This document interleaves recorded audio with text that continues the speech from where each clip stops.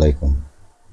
ইরানের president Masoud Pezeshkian তার মার্কিন প্রতিপক্ষ ডোনাল্ড ট্রাম্পকে তার হুমকির জন্য তার উত্তর দিয়েছেন।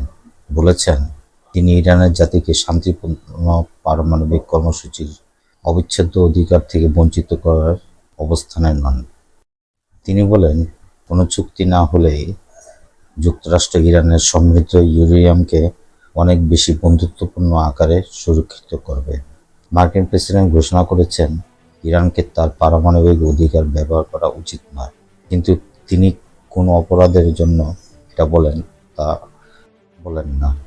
মূলত একটি জাতি তার আইনি অধিকার থেকে বঞ্চিত করার জন্য বিশ্বে তার কি অবস্থান আছে, পেজেশকিয়ান জিজ্ঞাসা করেন।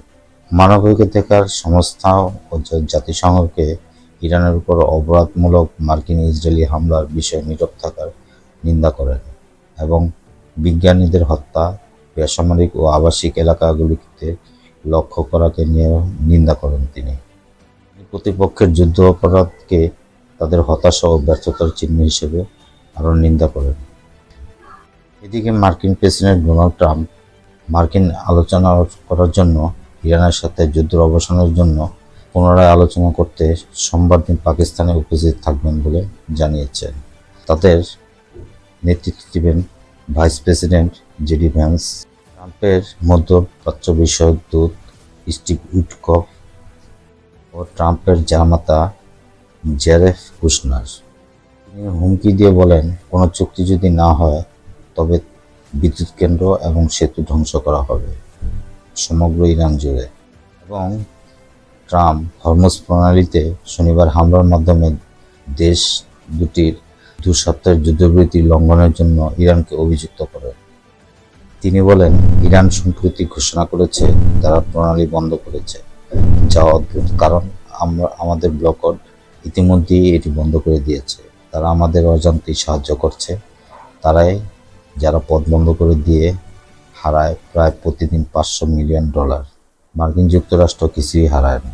এদিকে ইরান বলেছে, মার্কিন যুক্তরাষ্ট্র ইরানের বন্দর অবরোধ শেষ না হওয়া পর্যন্ত তারা এই আলোচনায় বসবে না এবং গুরুত্বপূর্ণ বাণিজ্য রুটটি পুনরায় খুলবে না। শান্তি চুক্তির বিষয়ে ট্রাম্প তার প্রেসকে বলেন, এটি ঘটবে এক উপায় কিংবা অন্য উপায়ে, সুন্দর উপায় অথবা কঠিন উপায়ে, তবে এটি ঘটতে চলেছে। আইআরজিসির এরোস্পেস ফোর্সের কমান্ডার ব্রিগেডিয়ার জেনারেল সাইয়েদ মাজিদ মুসাবি জোর দিয়েছেন, যুদ্ধবিরতির সময়কালে ইরানের ক্ষেপণাস্ত্র, ড্রোন লঞ্চ প্যাড আপডেট এবং পুনরায় পূরণ করার গতি যুদ্ধের আগের তুলনায় আরও দ্রুত হয়েছে। তিনি এ বিষয়ে একটি ভিডিও পোস্ট করেছেন। তিনি বলেন, শত্রু নিজের জন্য এমন পরিস্থিতি তৈরি করছে যে সারা বিশ্ব থেকে গোলাবারুদ ড্রপ করে আনতে বাধ্য হয়েছে। জেনারেল মুসাবি উল্লেখ করেছেন, যুদ্ধের এই পর্ব শত্রুরা হেরেছে। তারা হরমুজ প্রণালী হারিয়েছে, লেবাননকে হারিয়েছে এবং তারা পুরো অঞ্চলটি হারিয়েছে। গালফ নিউজের অনুসারে 7% বেশি তেলের দাম হ্রাস পেয়েছে, যা 99.39 থেকে নেমে এখন বর্তমান $90 কাছাকাছি এসেছে।